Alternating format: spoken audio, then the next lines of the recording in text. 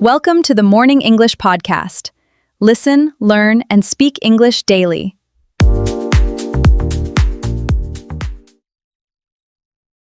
Hello, English learners, and welcome to our podcast. My name is Emma, and we are so happy that you are here with us today. And I'm Mark. Yes, welcome everyone. It's wonderful to have you here with us today. We really want you to feel, well, like you are just sitting down in a cozy cafe with two good friends. Exactly. Just a couple of friends chatting, grab a cup of coffee or maybe some tea, and just relax. There is zero pressure here. None at all. This is a safe, easy place to learn real English. You know, the kind of everyday English people actually speak. Yeah, you don't need a textbook for this. We're just going to have a fun conversation. And speaking of fun, Emma, how has your week been? Oh, my week has been pretty good. But I do have a funny little story to share. So you know how I've been saying I want to learn how to bake? Oh, right. The great baking adventure. You bought all those pans, right? Yes. I mean, I bought the pans, the fancy flour, like the expensive vanilla extract. And I told my mom, my sister, and practically everyone at work that I was going to bake a perfect chocolate cake this weekend. Uh-oh. I feel like I know where this is going. Did you bake the cake? I did not bake the cake, Mark. I didn't even open the flour. I just, I sat on the couch, watched a movie, and ordered a pizza. That is so relatable. I mean, we have all been there. You get so excited about an idea, you tell the whole world, and then poof. Exactly. Poof, the motivation just vanishes. And, well, that actually connects perfectly to what we are talking about today. It really does.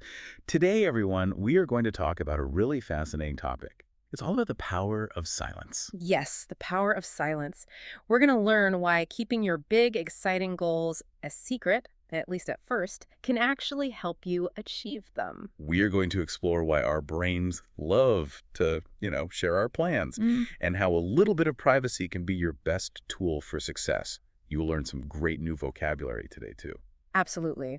So if you are enjoying our time together, please take a quick second to like, subscribe, and share this episode with just one friend who is also learning English. It really helps us out. Yes, please do. All right, Emma, let's start with a big question for you and for our listeners. Have you ever had a brilliant, life-changing idea, and you immediately told everyone you know, only to just, completely lose the energy to do it a week later? Oh, 100%. Like the cake. Or remember 2 years ago when I said I was going to run a marathon? Oh, I remember the marathon. You bought those neon green running shoes. I did. And I took a picture of the shoes. I posted it online. And I got all these comments saying, wow, Emma, you are so athletic. Go, Emma. And how many miles did you actually run? Maybe 3 total. Over a whole month. It feels like a universal human trap, doesn't it? It really is. And the strange thing is it feels very counterintuitive. Ooh, let's stop there for a second. Counterintuitive. That's a great word for our listeners. Right, let's break that down. So intuitive means something that feels naturally true or correct. Counter means the opposite. Right. So counterintuitive means it is the exact opposite of what you naturally expect to happen. Exactly. We usually think that telling people our goals is a good thing, right? We think, if I tell Emma I'm going to learn Spanish, she will check on me. She will help me. Yeah, we think it creates accountability, which is a big word that just means taking responsibility for your actions. But actually, science and psychology show us that the moment you announce a new plan, your chances of doing it can actually drop. Drop, like go down. That is so crazy. Why does that happen? Well, it has to do with how our brains work. When you get a new idea, your brain gets a rush of energy. A rush is like a sudden, fast feeling of excitement. I love that feeling. You just feel so happy and full of potential. Right. And naturally, you want to share that excitement. You want applause. You want people to say, wow, great idea. Which feels amazing. When people praised my running shoes, I felt like an athlete right then and there. And that is exactly the trap. Your brain has something called reward centers. And these reward centers are actually not very smart. Wait, my brain isn't smart. What do you mean? Well, your brain cannot tell the difference between the social reward of telling people your goal and the actual reward of doing the hard work. Oh, wow. So when people told me, good job for buying the shoes, my brain thought I had already run the marathon. Exactly. It's a concept called identity substitution. Ah. You took on the identity of a runner. Your brain got flooded with dopamine, which is that happy chemical, just from the conversation. Oh, I see. So because my brain already got the happy feeling, the dopamine, it didn't want to do the actual hard work of running. You got it. It is like, imagine you are about to eat a healthy dinner. Broccoli, chicken, very nutritious. Okay, I'm imagining it. I'm hungry. But right before dinner, you eat a massive, huge slice of chocolate cake. Oh, I would love that. Right, but what happens to your appetite for the broccoli? Oh, it's completely gone. I wouldn't want to eat the vegetables after all that sugar. Yes, the cake is the applause from your friends. The Eh. broccoli is the hard work of your goal. If you get the easy, sweet applause first, you destroy your appetite for the hard work. That makes so much sense. Listeners, can you relate to this? Think about your own life for a moment.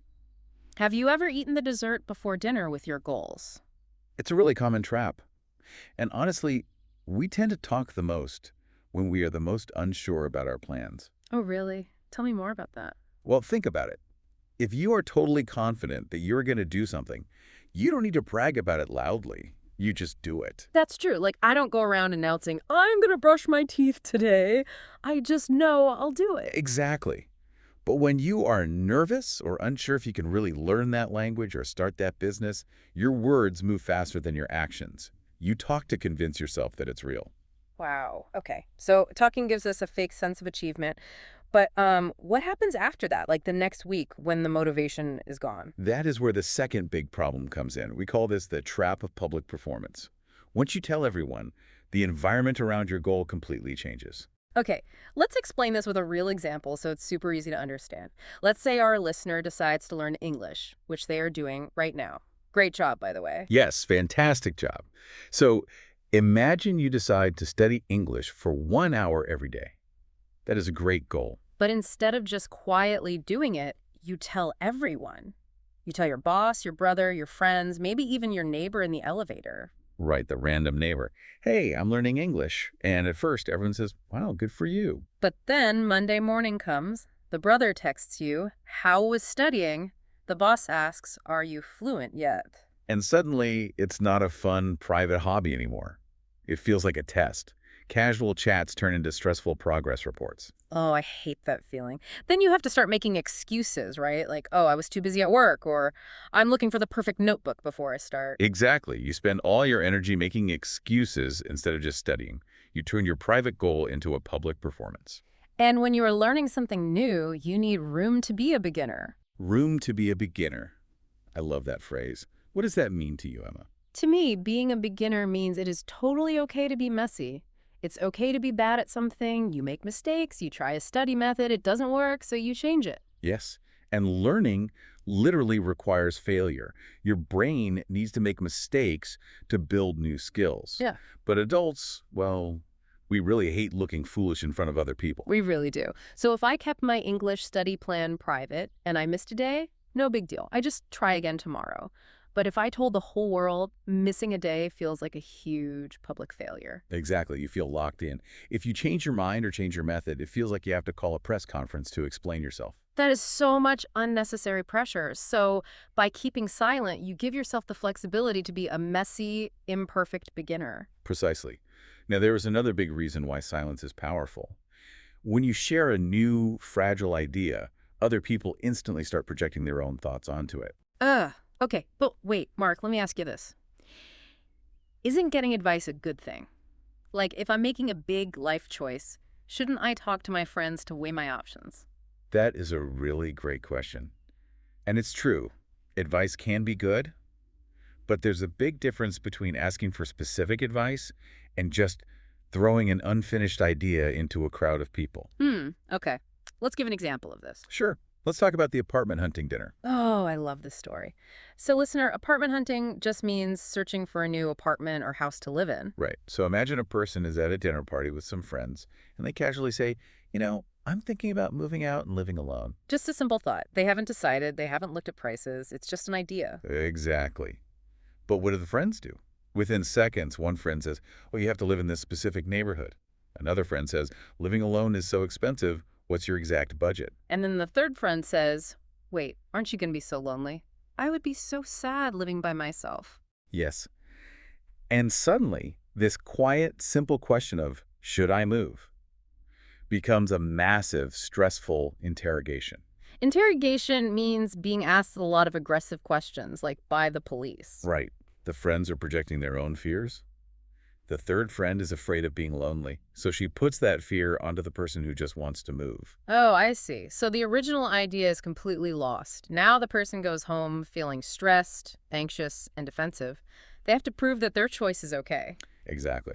And this leads to something we call over-explaining. Over-explaining, using too many words to explain yourself because you feel nervous. Right. You start building a wall of words to protect your tiny, fragile idea from everyone else's opinions. It's exhausting. So what should that person have done at the dinner party when the friend started asking all those stressful questions? They should have used a brilliant little phrase to protect themselves. They could say, oh, things are still up in the air. Things are still up in the air. Listeners, this is an amazing everyday English idiom. Try saying it with us. Things are still up in the air. Great job. Emma, how would you explain what that means? If something is up in the air, it means it is not decided yet. Imagine you throw a ball up into the sky. While it's in the air, you don't know where it will land. It's undecided. It's the perfect polite boundary. It doesn't sound angry. It just gently tells people, I am not ready to answer questions about this yet. It protects your mental peace. I really like that. But, we need to be careful here. We are talking about healthy privacy. We are not talking about toxic secrecy. Oh, good point. Privacy and secrecy are not the same thing, are they? Let's explain the difference for our listeners. Sure. Privacy is giving your unfinished plan room to breathe. It is healthy. Secrecy is hiding information on purpose, usually because you feel guilty or you are doing something bad. Right. Like, if I'm planning a surprise birthday party for you, Mark, that's a nice secret. But if I'm married and I secretly spent all our money on a car without telling my husband, that is a bad secret. Exactly. You cannot use strategic privacy to be a bad partner. If a decision affects someone else, you have to communicate. Or at work. If you are on a team, you can't just stop talking to your coworkers and say, I'm practicing the power of silence. They will fire you. Exactly. You will lose your job. Good communication is still important. And another warning, don't use silence as an excuse to be lazy. Oh, I know what you mean. Sometimes people say I'm moving in silence to protect my peace, but really they're just sitting on the couch watching TV, like me with the chocolate cake. Right. Silence must serve action. If you are quiet, but you are actually working hard, that's perfect. But if you are quiet just to hide your procrastination, that's not helping anyone. Procrastination, that means delaying things you should be doing, like doing your English homework tomorrow, and then tomorrow, and then tomorrow. Don't do that, guys. Exactly. So how do we know who we should tell? There's actually a really helpful mental filter for this. Oh, I love filters, like a checklist to help us decide. How does it work? Before you open your mouth to share a goal, ask yourself, what do I really want from this person? Do I want expertise, support, or applause? Okay, let's break those down. First, expertise. If you need expertise, it means you need professional advice. For example, if you want to start a business, tell someone who has actually built a business. Don't tell your friend who has never done it. They will just give you their anxiety. That makes total sense. Okay, what about the second one? Support. If you need support or accountability, choose just one trusted person. Maybe a best friend who knows you well. You tell them, hey, I'm trying to study English every day.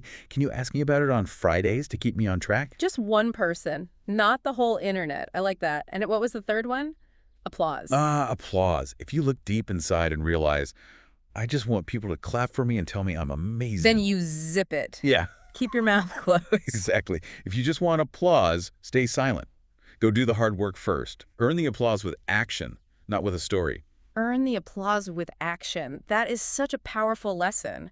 But Mark, does this mean we can never, ever talk about our goals? When is the right time to finally tell people? You don't have to wait until you are perfectly successful. You don't need to be fluent in English or a millionaire to talk about it. You just need to wait until your goal has survived contact with reality. Survived contact with reality. Does that mean you've actually done the habit for a little while? Yes. It means it's not just a fantasy in your head anymore. You have faced the messy reality. Maybe you have studied your English every day for a solid month. You've had hard days, but you didn't quit. Oh, it reminds me of wet concrete. Wet concrete. Okay, tell me more. So, you know concrete. The heavy, wet, gray stuff we pour on the ground to make sidewalks. Right. Before it dries, it's very soft. Exactly. When you first have an idea, it is like wet concrete. It is very soft and vulnerable. If you let people walk all over it with their opinions and doubts, they will leave messy footprints everywhere. And then it dries all bumpy and ruined. That's a brilliant comparison, Emma. Thank you. So, strategic privacy is like putting a fence around the wet concrete. You protect it so it has time to dry. And once you have practiced your new habit for a month, the concrete is completely dry and hard as a rock. And once it's solid, if someone walks up to you and says, "Oh, learning English is too hard, you'll never do it," they can't leave a footprint. Exactly. Their doubts just bounce right off of you because you already have proof that you can do it. You've been doing it for a month. You are grounded in your own reality. You aren't asking people to validate a fragile dream anymore. You are just sharing a fact about your life. And that feels so much better than being defensive or over-explaining. It's just calm confidence. So to bring it all together, silence is not about being a mysterious lone wolf who shuts people out. No, not at all. It is a highly practical tool. It gives you permission to be a messy beginner without an audience watching you. It protects your fragile ideas from other people's judgment. And most importantly, it stops you from getting high on the applause for a job you haven't actually done yet. No more eating dessert before dinner. Exactly. Well, we have covered so much great information today. Emma, do you want to do a quick recap of our vocabulary? I would love to. Okay, listeners, let's review some of the everyday English words we use today. First, we had counterintuitive. Mark, what does that mean? Counterintuitive means the opposite of what you naturally expect, like how telling people your goals can actually make you less likely to achieve them. Perfect. Then we talked about a rush, like a dopamine rush. That is a sudden, fast feeling of excitement or happiness. We also talked about over-explaining, which is when you use way too many words to defend yourself because you feel nervous. And to stop over-explaining, we learned the idiom, things are still up in the air. This means a decision is not finalized yet, it's undecided. And finally, we talked about concrete, the hard material used for sidewalks, and how your goals need time to dry and become solid. Fantastic. Listeners, you did an amazing job today. Now we have a simple speaking challenge for you to practice your English. Yes. Think of one unfinished plan, one new habit, or one goal you have right now. Just one. Tell us in your head, or speak it out loud to yourself wherever you are right now. Say, this week I will keep my goal private, and I will take one practical step in silence. Try saying it out loud. It's great practice. Ask yourself, would talking about my goal today help me? Or would doing the next step be far more useful? If doing it is more useful, go do it. Read the chapter, do the exercise, study the vocabulary, keep learning, keep building, and let your results speak for themselves when your foundation is set. We are so proud of you for showing up today to practice your English. Try to listen to a little bit of English every single day, even if it's just for 5 minutes. It makes a huge difference. Thank you so much for joining us on this deep dive into everyday English. We absolutely loved having you here. Keep practicing, keep smiling, and we will catch you next time. Bye, everyone. Take care.